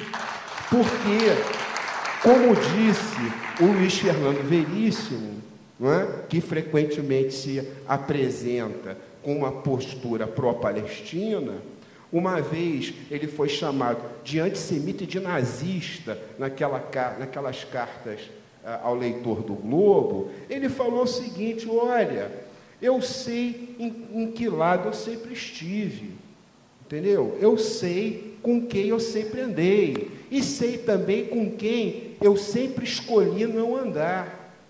Então, quer dizer, essa discussão do antissemitismo, que é séria, eu penso da seguinte maneira: eu classifico o antissemitismo fundamentalmente o mais danoso, o mais corrosivo, o mais complicado, não é na esquerda, não. Na esquerda também existe, porque na esquerda existe de tudo, entendeu? Eu classifico o antissemitismo, primeiro, como um sentimento produzido historicamente na Europa. E segundo, como um sentimento que é partilhado principalmente por dois tipos de pessoas: conservadores e pessoas despolitizadas. Aquela senhora lá do BB, lá do Big Brother, que disse aquelas bobagens lá, ela não disse que é porque é de esquerda. Ela disse porque ela não sabe exatamente o que ela diz, ou então é muito mal informada em relação das coisas, ou então a Nayara é do Partido Comunista agora, entendeu? Descobrimos isso, mas é porque voltamos à situação em que há comunistas infiltrados em todos os lugares. Então, há críticas e há críticas, há posturas e há posturas.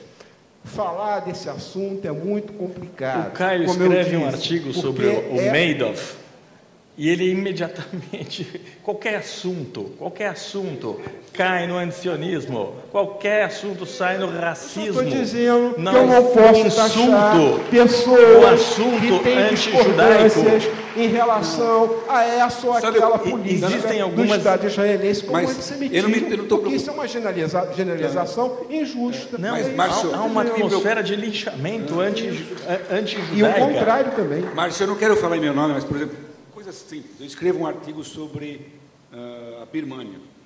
Meus amigos, por que você não está falando da faixa de Gaza? Por que você está falando da Birmânia? Ou seja, se eu resolver escrever da Birmânia, que eu quero esconder com Israel, isso não é um problema. O que me preocupa no Veríssimo, ele tem a opinião que ele quiser sobre qualquer assunto. Agora, ao contrário, por que essa paixão sobre Israel? Essa coisa? Porque cadê o artigo do Veríssimo sobre o Zimbábue, onde as pessoas morrem de todo mundo, Caio, com exceção dos birmaneses, tem um distanciamento crítico em relação à Birmânia, porque não fazem ideia do que se passa lá. Aliás, até mudou o nome. Cadê o artigo? Muda de nome toda hora, Birmânia, cada 5 minutos. Cadê o artigo do Veríssimo sobre Darfur? 400 mil em Darfur. Cadê o artigo dele sobre Darfur? Sabe? Isso que essa obsessão com Israel. é uma doença. E os comentaristas que compararam a ação de Israel contra Gaza à perseguição que os judeus sofreram na Segunda Guerra Mundial. O que você fala de uma coisa dessas? Essa equiparação é criminosa, é negacionista. O que existe aí... que é uma comparação errada. O meu argumento não é esse. Não é errado, é criminosa. Isso é negacionismo em alguns países da Europa, da cadeia. E isso é um negacionismo perigoso, quando você associa a ação de defesa do Estado, como Israel, contra terroristas que estão tentando matar as criancinhas que estão brincando no parque. Não é assim? Jogam foguete lá, querem matar a criancinha. Quem você acha que eles querem matar? Querem matar a criancinha. Quando você compara isso a Shoah, você está fazendo um crime. Não, e você está cometendo, tudo bem. E também, além de você trivializar o Holocausto, isso também, você está prestando um desserviço à causa palestina. Porque você desumaniza o judeu, você desumaniza o israelense. Então, faz parte de uma agenda, aí volta essa agenda, sabe, você tira o direito de tudo, você passa a usar o maior crime contra o povo judeu como arma contra o povo judeu. Então, é um negócio... Caio, mais um jovem para refrescar o ambiente, o Rodrigo aqui. Boa noite. Meu nome é Rodrigo Fischmann, tenho 19 anos, sou estudante de Economia da PUC, aluno do professor Márcio Scalesi. Você trouxe tua claque aqui hoje? Por isso que ele está sendo tão aplaudido assim. E, bom, a minha pergunta se baseia na seguinte questão. Estados Unidos, um país que o Congresso para por causa de Rosh Hashanah e Yom Kippur, potência mundial, que hoje, com a conjuntura internacional, vem perdendo força. Vocês mesmo, durante o debate, comentaram sobre novas potências que estão se levantando e, como foi colocado pelo Diogo, uma questão primordial é a segurança do Estado de Israel. Então, até que ponto a perda dos Estados Unidos de potência mundial vai influenciar nessa questão primordial que é a segurança do Estado de Israel?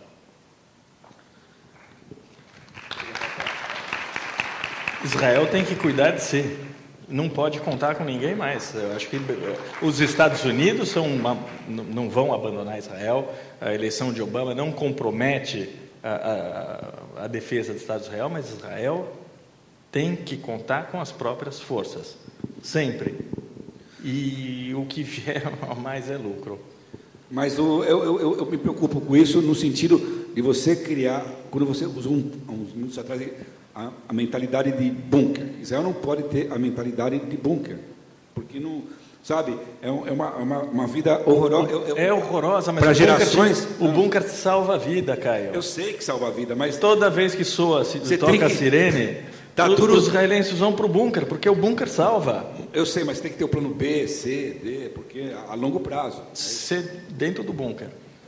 Dentro e fora. Não. Porque lá fora você tem que tentar a longo prazo, porque eu sou pessimista, a curto prazo, encontrar interlocutores. A sirene toca, você vai para o bunker. Quando para de tocar, você vai lá e fala.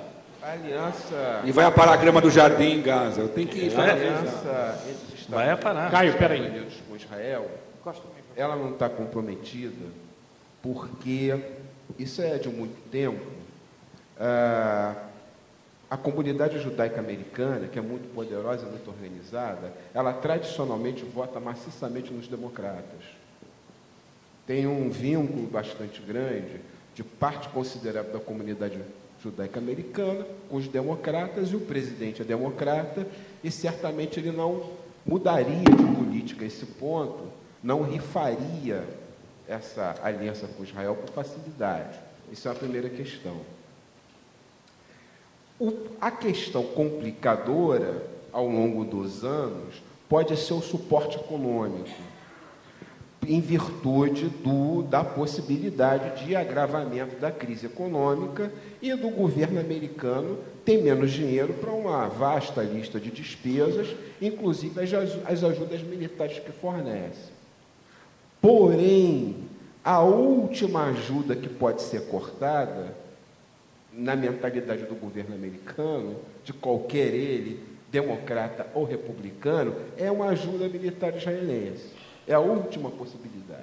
Porque Israel é o aliado estratégico dos Estados Unidos no Oriente Médio. Isso não quer dizer que eu estou falando que Israel faz o que os americanos querem. Eu estou dizendo que Israel é o aliado estratégico dos Estados Unidos no Oriente Médio.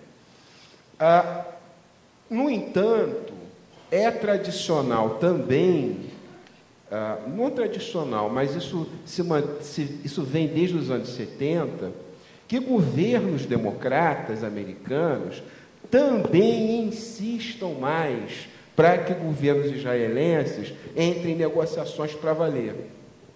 Isso também é uma possibilidade. Por quê? Porque eu tenho esses números na minha pasta, mas eu não trouxe a minha pasta para não encher o saco de ninguém, né? Eu ficar com a minha pasta aqui seria professoral demais.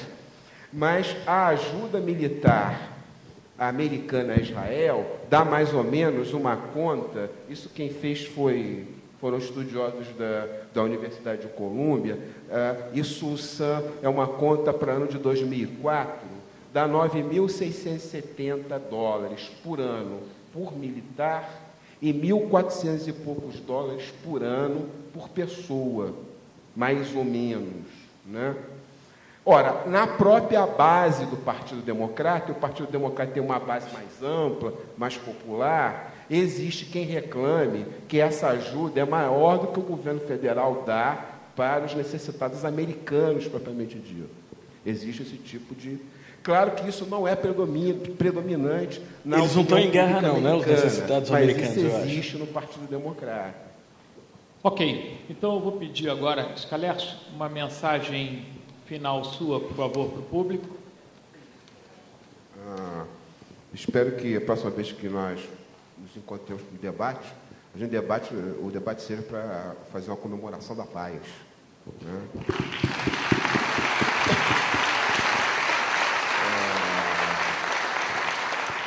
E quero agradecer a todos ao convite, à organização, ao Osias, aos colegas do debate, aos estudantes, enfim, né? Estamos aí. Obrigado. Muito bem. Caio Blinder, por favor. Bem, parece que virou um ritual para mim vir cada 5 meses, né? Eu venho cada 5 meses. Você agora é habituê. Habituei, então estou pronto para a próxima, mas infelizmente não vai ser para comemorar a paz. É igual remédio de colesterol, você nunca larga ele. Não, agradeço, né? Mas, como você sabe, agora a minha comunidade, minha tribo em São Paulo está outra vez com ciúmes, porque conseguiram trazer o Diogo para cá. O Diogo está numa enrascada que ele vai ter que ir para São Paulo. Muito bem. Eu agradeço muitíssimo, sinto muito pela chatice do debate, mas foi o melhor que a gente conseguiu fazer.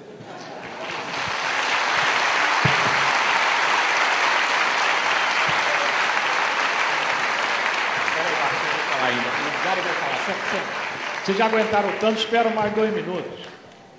Vem o envelope do cachê, não sai ninguém. Vou terminar de uma forma um pouco ufanista, realmente. Certa vez, Golda Meir, comentando as sucessivas guerras entre árabes e israelenses, ela disse: nós podemos até perdoar os árabes por matarem os nossos filhos, mas nós não podemos perdoá-los por nos obrigar a matar os filhos deles. Esse é o caráter, essa é a moral, essa é a ética do povo israelense e do povo judeu.